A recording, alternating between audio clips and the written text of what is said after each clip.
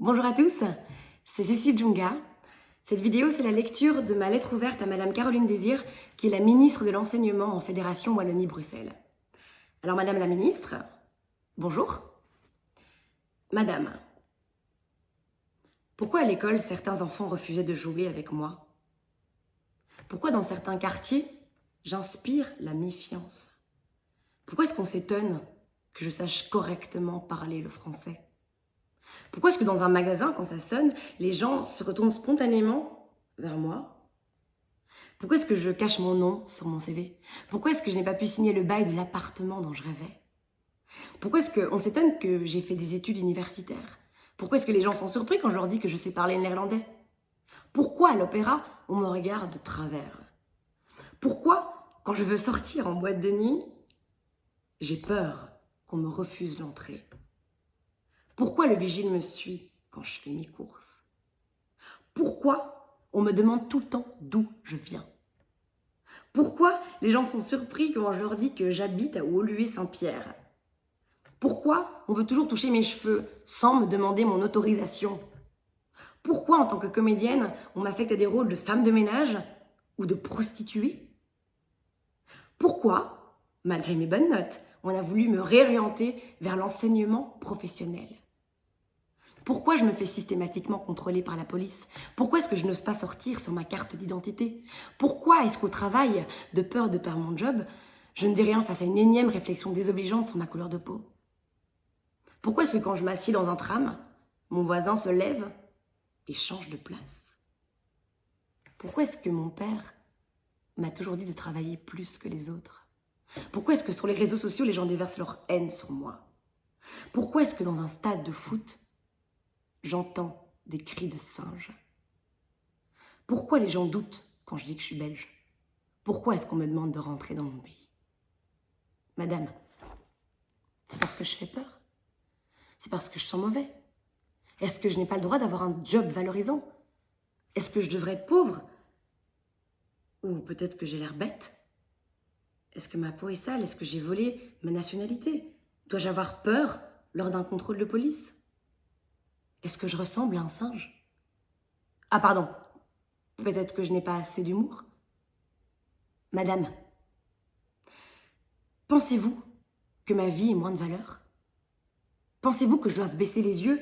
Dois-je me résigner, accepter? Dois-je me rabaisser? Dois-je faire semblant de ne rien voir, de ne rien ressentir? Dois-je avoir honte de qui je suis?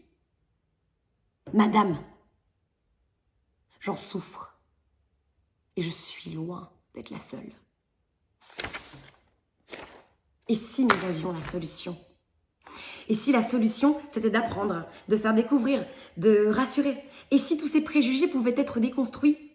Et si on pouvait rêver que nos enfants ne connaissent pas ce monde rempli de haine?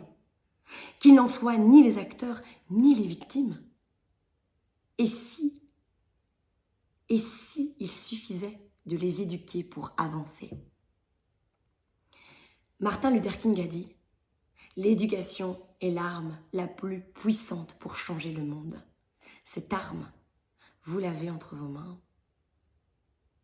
Madame, vous avez le pouvoir d'aider les enfants à comprendre pourquoi il y a différentes couleurs de peau dans leur classe, à comprendre pourquoi la Belgique n'est pas un pays monochrome et pourquoi il y a tant de multiculturalité, à comprendre pourquoi le père fouettard, qui leur fait si peur, n'a rien à voir avec le père noir de leurs camarades. N'importe quel enfant qui grandit dans un pays où il ne se sent pas le bienvenu ne va pas donner le meilleur de lui-même.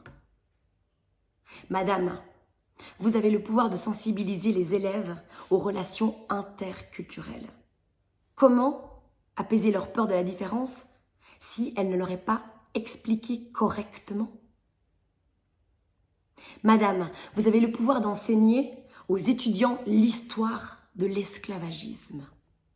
L'actualité nous prouve qu'il est capital qu'ils comprennent ce qui se passe quand on traite des personnes comme de la marchandise et non comme des êtres humains. Alors ça peut paraître à des kilomètres de chez nous, mais c'est pas si loin. Il y a des siècles, la Belgique n'a-t-elle pas bénéficié du commerce triangulaire grâce au port d'Anvers? Madame, Vous avez le pouvoir d'étendre les cours d'histoire, d'étendre ces cours à l'histoire de l'Afrique. Il est nécessaire d'apprendre que l'histoire de ce continent ne commence pas à la colonisation. Cela pousse dramatiquement les jeunes à penser que l'Africain est inférieur à l'Européen, que le blanc est supérieur au noir. Alors je vous pose une question. Est-il normal d'entretenir ces propos réducteurs qui mènent au clivage et au racisme? L'Afrique est le berceau de l'humanité, moi j'ai rien inventé. Et cette humanité aujourd'hui, elle nous fait tant défaut. Alors comment encore croire en l'humanité si même à l'école, on ne nous l'apprend pas correctement? La décolonisation devrait être enseignée de manière transversale dans les matières. Et bien sûr en histoire, en sciences humaines, mais également en biologie, en géographie. Et ce, étalé des primaires au secondaire. Il est fondamental d'éduquer nos enfants, et ce, dès leur plus jeune âge, au respect et à la valorisation des différences, à la richesse de la multiculturalité, à la connaissance de la diversité et au fondement de celle-ci. Alors, bien sûr, certains profs l'enseignent déjà à leurs élèves. Bien sûr, plein d'enseignants enseignent ces valeurs à leurs élèves. Mais ils n'ont ni les outils suffisants, ni la formation adéquate pour y parvenir de manière efficace et structurée. Aujourd'hui, ce programme éducatif, il devrait être uniformisé pour tous les élèves et pas uniquement destiné aux sections, à l'enseignement technique et professionnel comme le dicte le décret de 2014. Il est temps d'apprendre à cette future génération l'histoire, mais la vraie histoire du Congo belge, et non des contenus paternalistes qui accentuent les préjugés et les stéréotypes créés par la propagande coloniale sur les Africains, les Afro-descendants, les Métis, les Noirs, les Blancs, etc. Il est grand temps de construire une société ouverte. Une société qui, d'une part, regarde son histoire en face et qui, d'autre part, considère les êtres humains comme égaux, et ce, quelle que soit leur couleur de peau ou leur origine.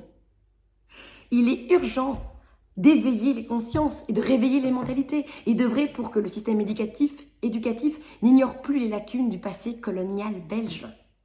Il faut qu'ensemble, on tire les enseignements de ces erreurs passées.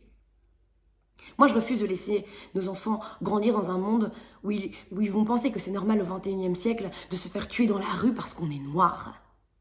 Il est temps qu'on prenne nos responsabilités et qu'on essaye de les faire évoluer dans un monde meilleur, dans une Belgique meilleure. Madame, les décisions du pouvoir ont toujours eu des conséquences sur le peuple. Alors à vous aujourd'hui d'utiliser votre pouvoir pour faire en sorte de rendre notre avenir meilleur. Je ne vous parle pas ici de la cause noire.